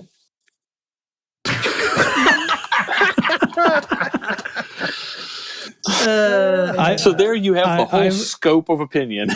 Yeah, we got the whole range. One of the easier missions to start with, especially before you can afford like the Maverick suit, is to do like power on the station missions. You just have to be careful that you get one that isn't crawling with scavvers. So, and those are paying out around 200,000 for a successful mission. And then once I started doing combat missions, like clear all the raiders out of the settlement or whatever, 600,000 or 700,000 for those. Yeah. And I could, if I was careful, I can succeed in one of those missions at least 2/3 of the time. I saw with the Maverick suit, which isn't combat focused suit, but I saw in the phase 2 video that they brought up today or whatever it was that you earn credits as you're popping these dudes off, and one of the guys dies. What and are it was you like doing? 861 in the conflict zone. You're popping dudes off. I was confused. Gotcha. Carry on. But it said like 830 credits earned, and I was like, "Well, that's the value of human life." Good grief! I actually saw in a video when they shot a person. It said however many credits earned for destruction of Gregory something. Destruction of a human body. Awesome. Because it's like a spaceship. Right. And nobody else thought that Same was code. funny. Same code. Yeah. Now you know what it's like to tell jokes and no one laughs. Oh. Is that not something I knew before? Have you guys been listening to a different podcast than me? So, Nurgle, you didn't think the pay was good, huh? Tell me about that. Of course, I haven't been running some of the higher end missions, but yeah, a lot of the missions I were running were in the 100,000 and less payout, and like courier. Yeah, a lot of those. Yeah, couriers and deliveries. I literally never took one of those missions. I watched somebody try to do one on a video, and it was like just as irritating and hard to complete as the station power-ons, but pays like half or less. That and sucks. Yeah. And I've not had near enough time to actually play the alpha. So this is at best, million for opinion. I know that. But I get the feeling that for the time investment, the payout for foot missions is going to be pretty low in terms of credits. I think you're going to be up to higher paying missions really quickly, though, because like by the time I'd done 4 missions, I was able to reliably get ones that were paying over $500,000. Still, I'm even at $500,000. So I don't think it would take that long. But I'm saying even at $500,000, a 45-minute mission, compared to other things you can do in the game, that payout is ridiculously low. Well, yeah, I wouldn't all of a sudden, in an effort to make money, probably start doing on-foot missions. Yeah, probably play the game for fun instead, right? Yeah, I mean, it really feels like if you've ever had that Mal from the Firefly Fantasy where you have a ship and a crew or whatever, this really gets you closer to that, which is great. Rounding out the physicality of the universe. Yeah. On-foot is definitely going to offer things that do not exist in the only ship side. So I have something going for it. I think at some point, we're going to need to see what higher end missions actually pay. And then there may need to be a balance pass there just on the time investment. Be interesting to see. Yeah, possibly. Maybe there will be the higher paying things will be some sort of Thargoid related raid. That would be interesting. Yeah, well, there's a Thargoid icon in the mission board now. Mm-hmm. I just noticed when I booked an Apex taxi, they upped it to 5 minutes from 2 minutes to get to your taxi. I don't know if that was needed or not, but that was a change I just noticed. A couple of minutes. Actually, you know what? I have found it annoying that if I book a taxi, I can't then turn around and like go stock up on consumables first, or I might miss it. Right. I do think 2 was a little short. Yeah. Okay. Also, 5 is why? a like, who cares? Who cares about a time limit? Yeah. What's the I point agree. of the time limit? It doesn't inconvenience anyone. This is a made up fake person who's driving this taxi. Who cares? They can wait. Immersion, man. But immersion. And they could have did better. Yeah, but like, what's the point of that? One more curiosity. On the screenshot of the guy who got ran over by the SCV, there's a lot of little traction or tracks around that. Did it take a few tries to get over him, or did he back up and go over him multiple times? He checked for a I don't pulse. know. Yeah, because you can see there's tire. the tracks there, look like it spun out there and did something wiggy-jiggy before it drove away. I don't know. Just questions. More questions than answers. Volt, get back to us in the show feedback. Let us know what's going on with your SRV kill. Yeah, well, we want the video. Let us know how it went down. What is going on with these graphics? Bonzo Man also get with us about it. Oh God. Yeah, My tell us what OCD it's like is to be freaking run out. over. Yeah. I'm flying to the station, and as I'm flying towards the station, it's got the planet's got a ring around it, and it's not flying so that the ring is level with me. So it's bugging me. My OCD. Sorry. I'll get over it. Okay. Well, I think the conflict zone stuff looks fun, and I think there's a lot. As you're talking about mission payouts and stuff, it just makes me think. Like, there was a long time that I played this game where I felt like 100,000 credits was like a massive mission, and from that perspective, yeah, like when I first started, hell yeah. Definitely. And that's the thing, like in the alpha, I just started. I have after like a couple of play sessions, I had like 1.5 million credits. There is no way I was anywhere near that for the first 20 hours I played this game when I actually started out. So I have the impression that the payout is massive. And I think it's that way because you can't go back, kind of thing.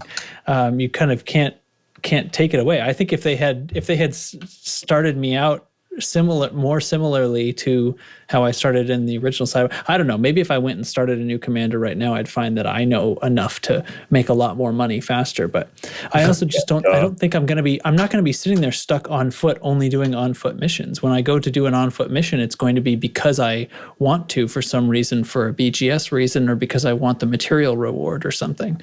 Yeah, boy. It's not going to be because I'm trying to make money. Yeah. And it's because I'm going to. Well, right.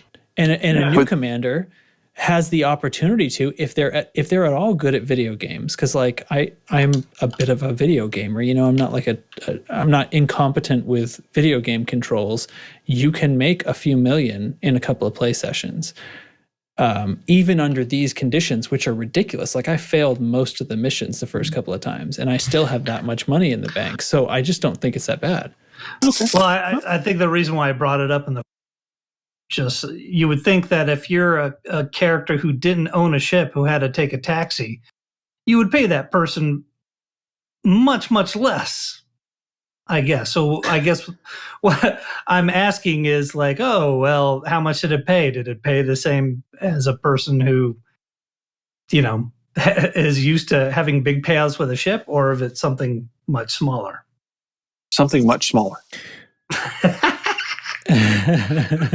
Well, I'm running election missions right now, and most of them are paying much less than the missions I was running in the Odyssey Alpha.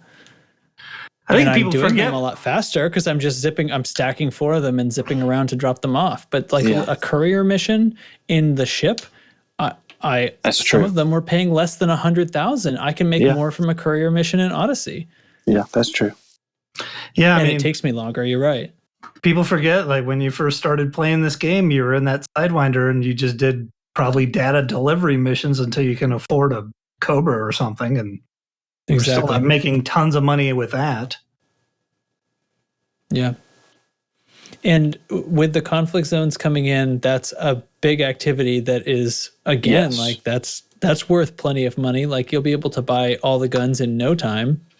doing a couple of low intensity of those, and they look like fun. It's basically like a it's like a capture the locations game. There's like 5 locations on the map, and you got to right, exactly. That's what it's called in FPS land.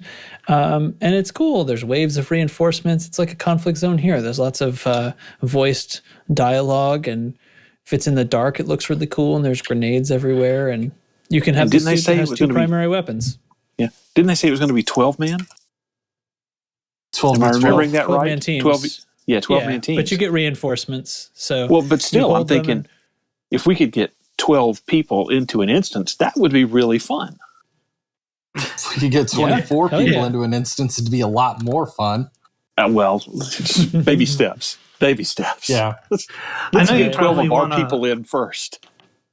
I know you probably want to wrap this show up, but we breezed over something that I don't remember ever talking about or hearing about, but suit upgrades. Is it taking like normal engineering materials, or is it the stuff that you're supposedly trading with the bartender? Yes. Yes is the answer. And where does that stuff come from? Here's what I know. You find stuff that's called assets on surface. So when I'm running around settlements, I can grab them out of like storage lockers and crates and stuff, and they have various names, and they're called assets when they're in my inventory.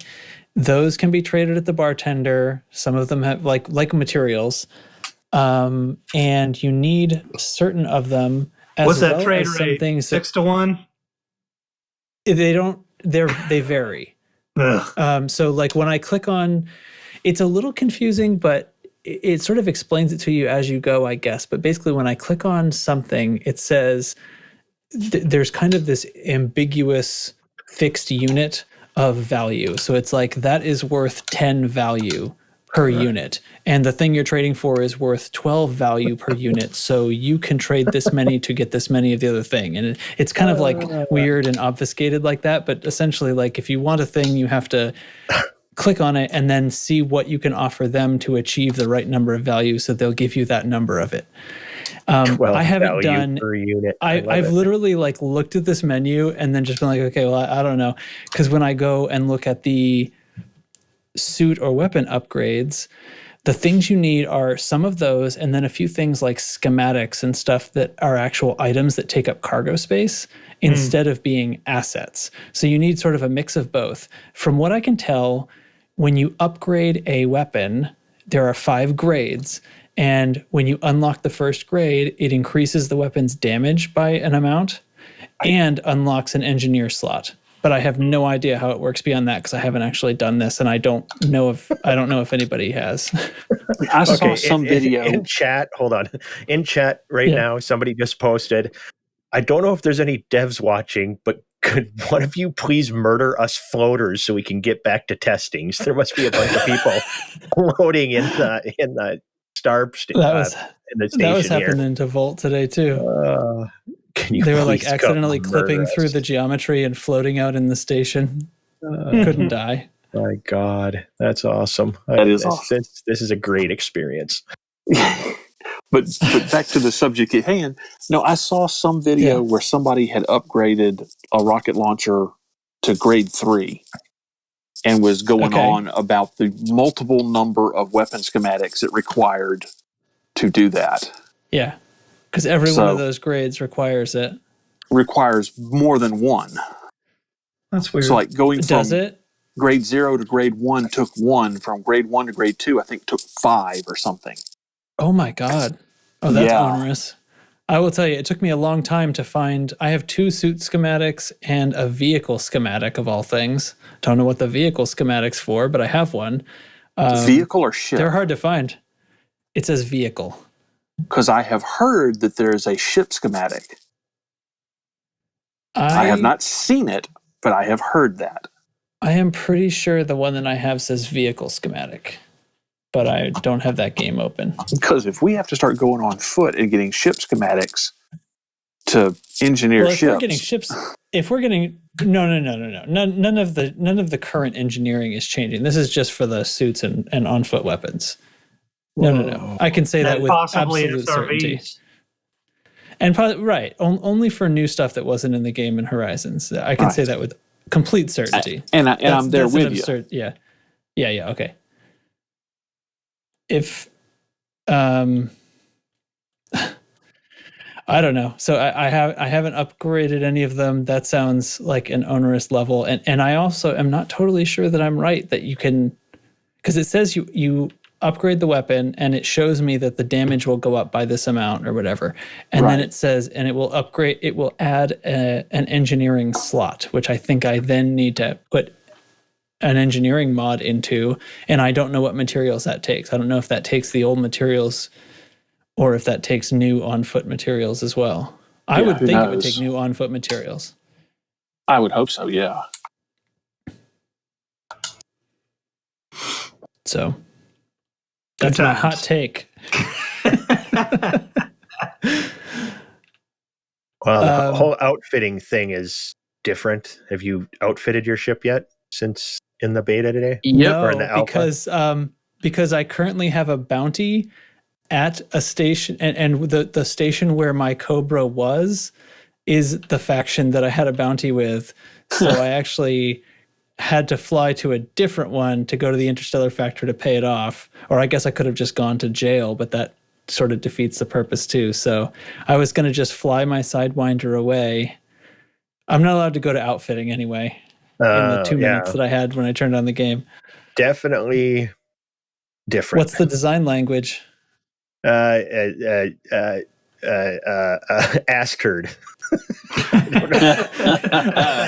I meant which does it look more like the new system map, or does it look like it's different? It's different. Yeah, great. It's different than I suppose it's kind of like Fleet Care. I don't know. It's got like Didn't they show it in that Odyssey Phase 2 reveal video? I didn't see it. I just saw them dropping into a conflict zone. Do I not remember? I went into core internals and went to thrusters, and then I picked out the thruster I want. Now I've got to put it in the thruster slot rather than it just putting it in the thruster slot. What is going on? This is just weird. It's not as well. intuitive. You always had to confirm. It's a little weird. You always had to confirm that, didn't you? No. Yeah. Wait till you get in it. Yeah. You're definitely not getting. I definitely wasn't explaining it properly. Well, it's not a confirmation. It's more. I don't know. It's weird. Yeah. It'll be interesting. Okay. Definitely. I'm like, ooh, something new here. And then one thing was labeled loadouts. Ship loadouts. Oh, okay. So I thought that was going to be, are there going to be loadouts? No, it's just a different window. So that's where you go to actually manage your inventory that you own, and like that'd be like the swapping parts thing. Yeah. Yeah. It's, if it says loadouts, though, it has to be working like the way suit loadouts work, where you can store multiple combinations. Maybe. No, does it have to? That's not how it actually works. It has to if the game was being developed in a reasonable manner. As we discussed earlier, that's not happening. Oh my God, yeah. They actually made this way more complicated than it used to be. I honestly don't know what I just did. Are you saying they changed something that didn't need changing? I've thought we all outfitting wanted the needed loadouts change. feature. Yeah. Well, but we didn't get them to fix this, and it's not. Yeah, it's. I don't know. I'd have to play with it for a little while longer. I just upgraded my ship a little bit. Now I'm about to fly a Cobra for the first time ever. Yes, I've never flown a Cobra. Weird. Me and you both. You're missing out. That's a good ship. Now I'm going to go find a planet to land on and see if I can get on the roof of it and dismiss it. You gotta watch the temperatures of those planets. If it's too hot, it won't let you. Won't let me disembark? No. But any of the new... Wait. Is there no indication as to... The temperature. It doesn't... You know how you can look at the thing that says landable yes? I didn't see anywhere that said whether or not you could disembark. You just got to look at the temperatures and make sure it's within spec. If you go to the cold side of even a hot world, you'll be probably fine. Oh, this is so frustrating. Because like when you're walking along and you walk into a shadow, sometimes that triggers the like warning, low temperature warning thing. So it does respond to sunlight. Very much. Very. Oh, Chig is streaming now. We're doing this. We're doing this live. Just look at this. This is where you get on your ship. You got to take the magical teleport, but there's stairs here. Can't I just walk up them? Stairs right next to the teleport. My shadow legs are going nuts. Well, so there's this thing that I didn't notice until I tried the alpha in VR, but it is present on the flat screen too. I just didn't notice because it wasn't as obvious. But when you go through the little teleporter and appear in your ship, there's this little delay, like you just did, and there's footsteps. You can hear the person like come into the door and walk up to the seat and sit down. You can hear it. You just can't see it. And it was super obvious in VR. For some reason, the audio was like more clear to me, I guess, because that was different headphones. But like, I was like, oh, that was just a little reminder of what I can't see. Oh, so now is this the outfitting? Yeah. So when you you've got bigger. These three. You have modules shop, ship loadout, and module storage. So I assume this is just you could store any modules on your ship you want. And when I went to loadout, it's like, oh, okay. Well, let's see here. Core internal. Let's go thrusters. I have 4D. I guess browse shop. And then it comes here. Okay, thrusters. It's kind of a little confusing. Optional internal, but that's in the loadout thing. If you do modules shop, then you can pick one of your spots. Let's add a chaff launcher, see what happens. Good podcast. Yeah, a viewing. This is solid stuff, guys. Yeah, it's really screwy. All right, well, look, I just thought I'd show that my frustration with my shadow legs and stairs, but that doesn't help podcasters. You're welcome, everybody, for me doing. Yeah, okay. It's just weird. Auto launch. It's a little weird. Yeah. So okay, play with it later. Sure. Yeah, we'll experiment with that. Okay, what else, guys? What else do you want to talk about? I'm fixing to find out if you disembark your SRV and get into your ship, if it just leaves the SRV behind or what happens. Oh, that's interesting. Yeah, I never could do that before. I think we need a Chig chat. Yeah, let's move on. All right. Well, let's do Chig chat, cheese chat at the same time whenever we're ready to end the show. Cheesy Chig chat. Cheesy Chig chat. Okay. It's Chig chat. Yeah, that's a fact. It's Chig chat. Where the cheese at? We here at Loose Screws never end a sentence with a preposition. You don't like it? Fuck you. Brass Dingles. Little DJ accent. Good stuff. All right, so Chig Chat this week. Well, first, got to go back 2 weeks to Chig Chat being acronyms for NMLA. There were a whole lot of good ones. That was probably the most active Chig Chat we've had in a long time. It was great. Did winner you see that the episode got titled an acronym? That's beautiful. The winner I'm giving to Nurgle for No More Latvian Apocalypse, because that was good. I go through some of the other ones, but we've got an adult program here. If you don't like it, fuck you. I thought Chig's was great with Nurgle's mustache looks amazing. That was a good one. That's definitely. And then you posted a photo of it to prove it. So it's objectively correct. So. There's no opinion there. It absolutely looks amazing. Way better than Trax's. Jesus, what is that? A caterpillar on your lap, dude? I'm just kidding. You got a glorious mustache too. This week, for some reason, people started arguing about what kind of cheese should go in a jalapeno popper. Hold on. Stop already. Not for some reason. You brought it up. I didn't bring it up. Somebody brought it up online and said, hey, what should we put in a jalapeno popper? Cheddar or cream cheese? No, literally, I was downstairs watching a movie with my wife. I relayed it was via Dubs. text. We can roll the tape. Okay, let's just be straight here. I was my phone was upstairs where my computer is, and I was downstairs watching a movie, And my daughter actually came down and dragged me upstairs because there was a big argument that I had to get on to help settle the dispute over which cheese was the proper cheese to have in a jalapeno popper. So I had to get in Discord just to have this discussion. And I mean, Dubs' wife apparently gets violently angry if you say anything other than cream cheese. The worst of the two. And there we go. Now this guy here, Devoluter, he swears by cheddar cheese.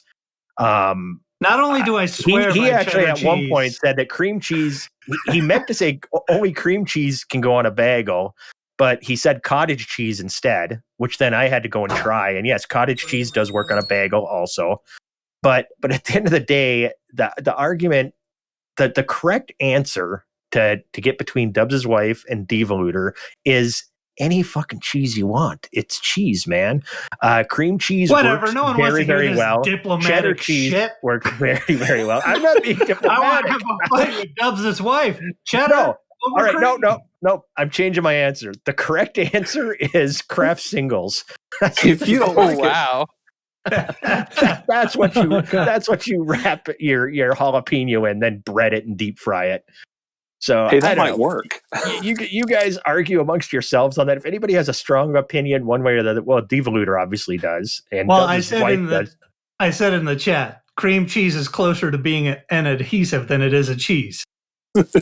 You go cheddar cheese and a jalapeno. It's a very strong adhesive that anchors my soul to my body. So yes, you are correct. Cream cheese is glorious. You've heard it here. Here live, Chig is filled with cream cheese.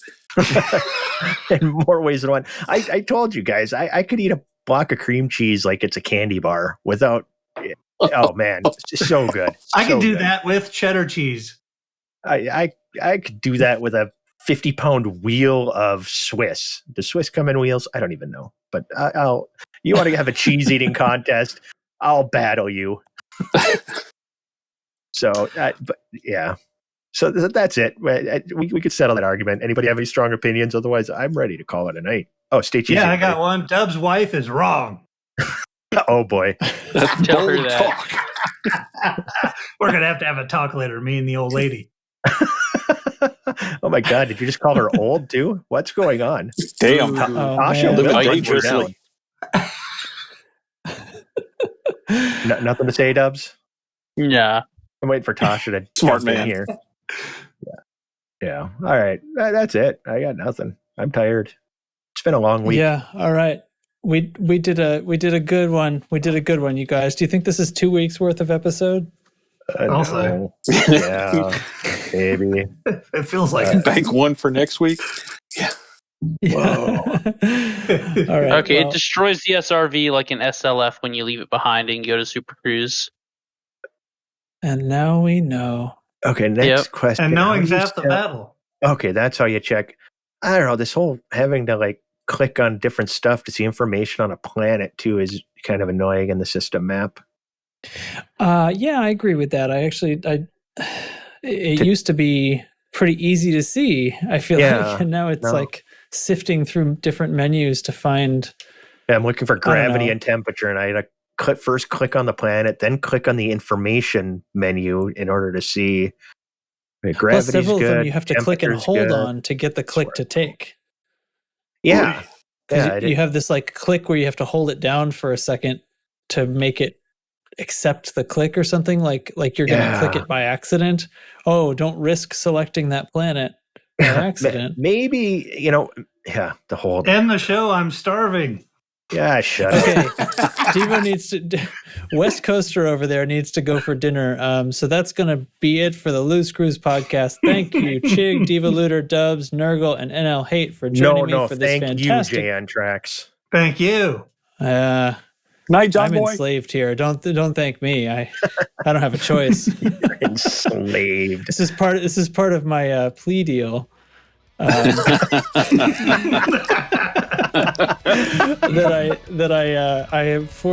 conscripted to do this show. Anyway, thanks for listening, everybody, to The Loose Cruise, the loosest and screwiest podcast in the whole wide galaxy. And we'll see you next week, probably on Thursday. fly stupid or something. I don't know.